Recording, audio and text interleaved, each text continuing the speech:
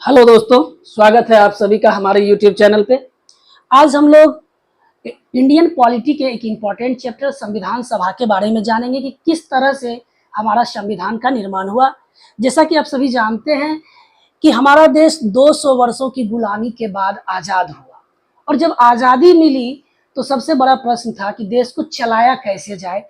तो इसके लिए संविधान का निर्माण होना था जिसके अनुसार देश का शासन व्यवस्था को चलाना था और इसी के लिए एक संविधान सभा का गठन हुआ था और उसी संविधान सभा को हम लोग पढ़ेंगे जिसको कॉन्स्टिट्यूएंट असेंबली कहते हैं। उसी संविधान सभा के बारे में हम जानेंगे कि ये संविधान सभा का निर्माण कैसे हुआ, कब हुआ, किस परिस्थिति में हुआ, इन सभी चीजों को हम लोग देखेंगे। तो चलिए आइए हम लोग देखते हैं। सबसे पहले तो हम देखेंगे कि संविधान सभा द्वारा कैबिनेट मिशन योजना के तहत संविधान का निर्माण किया गया। ये कैबिनेट मिशन योजना क्या थी कि भारत द्वितीय विश्व युद्ध के बाद भारत को आजादी देनी थी और इस आजादी को देने के बाद के लिए सोचने के लिए क्या हुआ कि अंग्रेज जो थे उन्होंने कहा क्या भारत में संविधान बनना चाहिए। तो उसी संविधान सभा से के लिए बात करने के लिए कैबिनेट मिशन योजना को भारत में भेजा गया और कैबिनेट मिशन योजना ने ही यह सुझाव दिया कि भारत के लिए संविधान का निर्माण होना चाहिए और इस तरह से कैबिनेट मिशन भारत आया। तो कैबिनेट मिशन भारत कब आया? तो ये 1946 ईस्वी में भारत आया और इसी योजना के तहत जुलाई में संविधान सभा के सदस्य का चुनाव हुआ। जुलाई 1946 में संविधान सभा के सदस्य का चुनाव हुआ। कैबिनेट मिशन के सदस्य जो थे वो थे स्टेफर्ड क्रिप्स जो कि इंग्लैंड में व्यापार बोर्ड के अध्यक्ष थे, पैथिक लॉरेंस थे जो कि उस समय भारत सचिव हुआ करते थे, जो कि इंग्लैंड में रहते थे और भारत के सभी मामलों के प्रमुख निर्णय लिया करते थे, और एबी अलेक्जेंडर थे जो कि वहां के नौसेना मंत्री थे। ये 3 सदस्यों का दल भारत आया था जो कैबिनेट मिशन में थे। इन सदस्यों ने यह प्रावधान दिया कि भारत में एक संविधान सभा का निर्माण किया जाएगा और उसी संविधान सभा के तहत उसी संविधान सभा के द्वारा संविधान का निर्माण किया जाना था। तो किस तरह से ये चुनाव होने थे? तो उसमें टोटल 389 सदस्य होने थे जिसमें से 292 सदस्य जो थे वो ब्रिटिश प्रांत से होने थे। ये ब्रिटिश प्रांत कौन थे? तो वैसा क्षेत्र जिसपे अंग्रेजों का प्रत्यक्ष रूप से शासन चल रहा था। 4 सदस्य चीफ कमिश्नरी क्षेत्र से आने थे जहां पे कि अंग्रेजों की प्रेसिडेंसी थी, जैसे बंगाल थी, मद्रास थी। इन क्षेत्रों से 4 सदस्य चुन के आने थे और 93 सदस्य जो थे वो देसी रियासत के द्वारा चुन के आने थे। देसी रियासत जहां राजा का शासन होता था और अप्रत्यक्ष रूप से अंग्रेज भी वो राजा पे कंट्रोल करते थे, लेकिन वहां के वर्तमान शासन जो उस समय की शासन व्यवस्था थी वो राजा ही देखते थे। तो किस तरह से इसका चुनाव होना था? तो देखिए, ब्रिटिश प्रांत और चीफ कमिश्नरी क्षेत्र के सदस्य जो थे वो विधानसभा द्वारा चुने गए थे। आपको मालूम होगा कि 1919 में जो मॉन्टेग्यू चेम्सफोर्ड रिफॉर्म था, फिर 1937 में भी चुनाव हुए थे 1935 के रेगुलेटिव अधिनियम के तहत। उसी के द्वारा जो विधानसभा थी वहां से चुन के आने थे। तो ब्रिटिश प्रांत और चीफ कमिश्नरी के क्षेत्र के सदस्य विधानसभा द्वारा चुने गए थे, यानी कि ये जनता द्वारा प्रत्यक्ष रूप से चुनी हुई लोग सभा नहीं थी, ये अप्रत्यक्ष रूप से चुनी हुई सभा थी जो विधानसभा ने चुना था। देसी रियासत की अगर बात करें, जो ये 93 सदस्य थे ये देसी रियासत से थे। तो ये देसी रियासत से कैसे आए थे? तो इसमें मनोनयन के आधार पर हुआ था। इनका चयन मनोनयन के आधार पर हुआ था, मतलब राजा चुन के भेजते थे और इनका जो बंटवारा था सदस्य का वो इस तरह था कि प्रति 10 लाख जनसंख्या पर एक सदस्य का मनोनयन होना। अगर हम बात करें कि चुनाव में कौन कौन से लोग भाग लिए, तो चुनाव में मुस्लिम थे, सिख थे और सामान्य समुदाय के लोग थे। सामान्य समुदाय के अंतर्गत बाकी सभी आ जाते थे।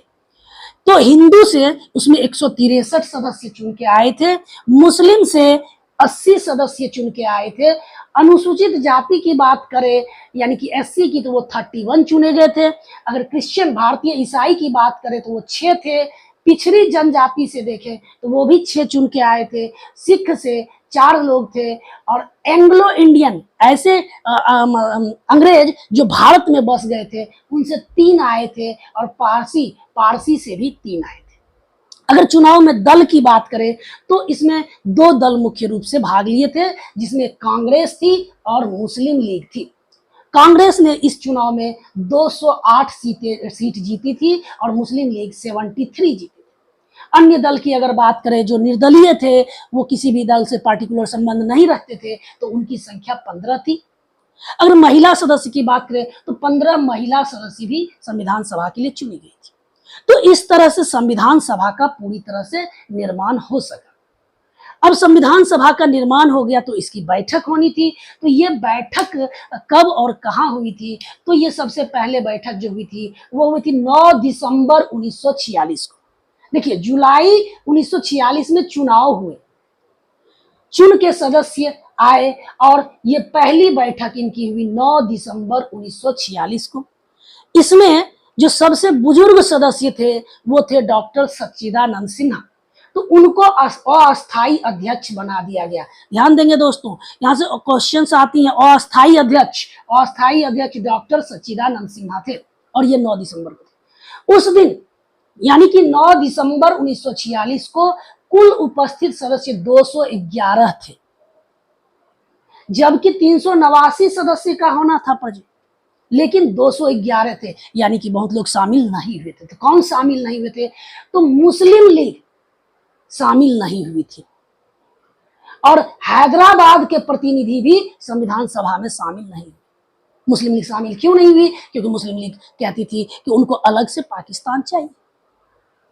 हैदराबाद शामिल नहीं हुए कि हैदराबाद स्वतंत्र रहना चाहता था, ना ही वो भारत के अधीन रहना चाहता था, ना ही पाकिस्तान के, वो स्वतंत्र रहना चाहता था। इसलिए मुस्लिम लीग और हैदराबाद के प्रतिनिधि संविधान सभा में शामिल नहीं है। पुनः 11 दिसंबर 1946 को फिर से एक बैठक होती है, और इस बार अस्थायी अध्यक्ष चुन लिया जाता है, और वो अस्थायी अध्यक्ष होते हैं डॉक्टर राजेंद्र प्रसाद, जो कि बिहार से थे। फिर 13 दिसंबर 1946 को संविधान सभा की फिर बैठक होती है, और इस दिन जवाहरलाल नेहरू ने संविधान सभा में उद्देश्य प्रस्ताव दिया था। ये उद्देश्य प्रस्ताव क्या था? तो ये उद्देश्य प्रस्ताव थी कि भारत का जो संविधान बनेगा वो किस प्रारूप पे बनेगा, वो किस तरह का होगा, उसके मुख्य उद्देश्य क्या होगा। चलिए एक बार डेट को हम लोग फिर से रिकॉल कर लेते हैं। कैबिनेट मिशन 1946 में भारत आया। उसके बाद कैबिनेट मिशन के द्वारा जो संविधान सभा के निर्माण के लिए जो सुझाव दिए गए थे वो कुल 389 सदस्य थे, जिसमें 292 ब्रिटिश प्रांत से, 4 चीफ कमिश्नरी क्षेत्र से, और 93 जो थे वो देसी रियासत से थे। इनका चुनाव कैसे होना था? तो ब्रिटिश प्रांत और चीफ कमिश्नरी क्षेत्र को विधानसभा द्वारा चुना गया था, और जो देसी रियासत थे उनमें प्रति 10 लाख जनसंख्या पर एक सदस्य मनोनयन के द्वारा चुने गए। चुनाव में अगर हम समुदाय की बात करें तो उसमें मुस्लिम समुदाय, सिख समुदाय और सामान्य समुदाय थे। अगर दल की बात करें तो कांग्रेस थी और मुस्लिम लीग थी, जिसमें कांग्रेस को ज्यादा सीट मिली थी। महिला सदस्य की बात करें तो 15 महिला सदस्य थी। प्रथम बैठक की बात करें तो 9 दिसंबर 1946 और अस्थायी अध्यक्ष डॉक्टर सच्चिदानंद सिन्हा। और अगर बात करें हम कि 11 दिसंबर उसके बाद सेकंड बैठक जो थी तो अस्थायी अध्यक्ष इस दिन चुन लिया गया, और वो थे डॉक्टर राजेंद्र प्रसाद। और फिर 13 दिसंबर 1946 को फिर बैठक होती है, जिसमें जवाहरलाल नेहरू जो है वो उद्देश्य प्रस्ताव देते हैं, जो कि बाद में संविधान की प्रस्तावना बनी है। जैसा कि आप लोग देखेंगे कि संविधान के फर्स्ट पेज पे जो है संविधान की प्रस्तावना है, जिसमें कि भारत का संविधान कैसा होगा, इसका उद्देश्य, इसका पर्पस पूरा दिया गया है। अब ये उद्देश्य प्रस्ताव संविधान सभा के समक्ष रखी गई थी 13 दिसंबर को। अब ये 22 जनवरी 1947 को संविधान सभा द्वारा पारित कर दिया जाता है कि आपका उद्देश्य प्रस्ताव बिल्कुल सही। अब यहां से संविधान निर्माण का कार्य शुरू हो जाता है। तो जब संविधान निर्माण का कार्य शुरू होता है तो बहुत सारी समितियां बनाई जाती हैं, जिनके अलग अलग कार्य होते हैं। तो इस तरह से कुल 13 समितियां बनाई गई थी, जो कि संविधान सभा का कार्य संचालन वगैरह देखती थी। अब इसमें बात करें तो संचालन समिति थी। इसमें से कुछ प्रमुख समितियां हैं, जैसे संचालन समिति थी तो ऑलवेज ये काम संचालन करना, उनको चलाना किनका होता है, अध्यक्ष का होता है, और अध्यक्ष थे डॉक्टर राजेंद्र प्रसाद। तो संचालन समिति के अध्यक्ष डॉक्टर राजेंद्र प्रसाद थे। राष्ट्र ध्वज संबंधी तदर्थ समिति जो बनी थी, उनके भी अध्यक्ष डॉक्टर राजेंद्र प्रसाद थे। प्रक्रिया नियम संबंधी कि संविधान सभा में कौन सी प्रक्रिया अपनाई जाएगी, किस तरह से निर्माण होगा, तो उसकी भी डॉक्टर राजेंद्र प्रसाद थी। अगर संघ शक्ति की बात करें, संघ की जितनी भी बात होगी तो वो जवाहरलाल नेहरू की होगी, क्यों, प्रधानमंत्री वही बने थे। तो संघीय संविधान समिति में जवाहरलाल नेहरू है, संघ शक्ति समिति में भी जवाहरलाल नेहरू है। अगर प्रांत की बात करें तो ऑलवेज वल्लभ भाई पटेल का नाम याद रखना, क्यों, वल्लभ भाई पटेल ही सभी देशी रियासतों को भारत में मिलाने का कार्य करते थे। इस तरह से आप याद रख पाएंगे। तो प्रांतीय संविधान की बात करें तो समिति की तो वल्लभ भाई पटेल थे। मौलिक अधिकार एवं अल्पसंख्यक की बात करें समिति की तो वो भी वल्लभ भाई पटेल थे। एक सबसे इंपॉर्टेंट समिति जो कि प्रारूप समिति थी, इसका गठन 29 अगस्त 1947 को हुआ था। जो कि संविधान के जो सलाहकार थे BN राव, जब वो संविधान बनाकर दिए थे तो उस पे बहस करने के लिए, उन पे विचार विमर्श करने के लिए प्रारूप समिति का निर्माण किया गया था। देखिए, ये आजादी के बाद की गई थी 29 अगस्त 1947 को, और इसके अध्यक्ष थे भीमराव अंबेडकर। इसमें कुल 7 सदस्य थे। इसको इंग्लिश में ड्राफ्टिंग कमेटी कहते हैं, और ड्राफ्टिंग कमेटी नाम से भी प्रश्न आते हैं। तो इसके अध्यक्ष BR अम्बेडकर थे, और इसमें N गोपाला स्वामी अय्यर थे, अल्लादी कृष्णा स्वामी अयंगर थे, KM मुंशी थे, मोहम्मद सादुल्लाह थे, N माधव राव थे, ये BL मित्र के स्थान पर थे, और DP खेतान थे। और चूंकि DP खेतान की मृत्यु संविधान सभा निर्माण की प्रक्रिया के दौरान ही हो जाती है, तो इनकी मृत्यु के बाद TT कृष्णामाचारी बने थे। अब आइए और बात करते हैं। तो जैसे कि अध्यक्ष जो डॉक्टर राजेंद्र प्रसाद को बनाया गया था, उसके बाद 2 उपाध्यक्ष भी बनाए गए थे। तो दो उपाध्यक्ष कौन थे, तो एक HC मुखर्जी थे, हरिश्चंद्र जी मुखर्जी, जो कि 25 जनवरी 1947 से थे, और TT कृष्णामाचारी जो कि 16 जुलाई 1947 से संविधान निर्माण की प्रक्रिया पूरी होने तक थे। तो इस तरह से एक अध्यक्ष और 2 उपाध्यक्ष थे। अगर इनमें सलाहकारी समिति की बात करें तो सलाहकारी समिति जो संविधान निर्माण के क्रम में सलाह देने के लिए थे, वो थे BN राव, बेनेगल नरसिंह राव। ये सलाहकारी समिति के अध्यक्ष थे, यानी कि सलाहकार थे। संविधान सभा के सचिव की बात करें तो वो थे HVR अयंगर। संविधान बनने में कुल समय जो लगा था 2 वर्ष 11 माह 18 दिन लगा था।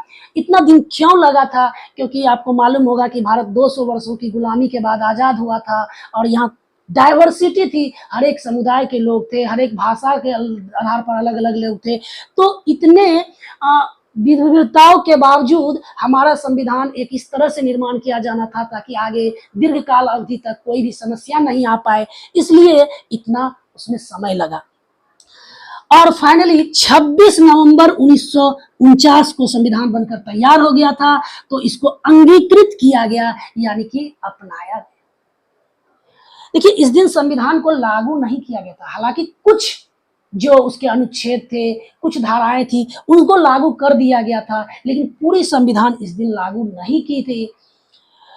और इस दिन जो है कुल 284 सदस्य उपस्थित हुए थे, जो कि संविधान के पर मूल रूप से जो संविधान थे उसको हस्ताक्षर किए थे। 26 जनवरी 1950 को संविधान हमारा लागू हो गया, यानी संविधान के सभी अनुच्छेद, सभी प्रारूप जो है वो आम नागरिकों पर लागू हो गए। जो मूल संविधान बनकर तैयार हुआ उस समय अनुच्छेद की संख्या जो थी उसमें 395 थी। भाग की बात करें तो वो 22 भाग थे, और अनुसूची की बात करें तो वो 8 अनुसूची थी।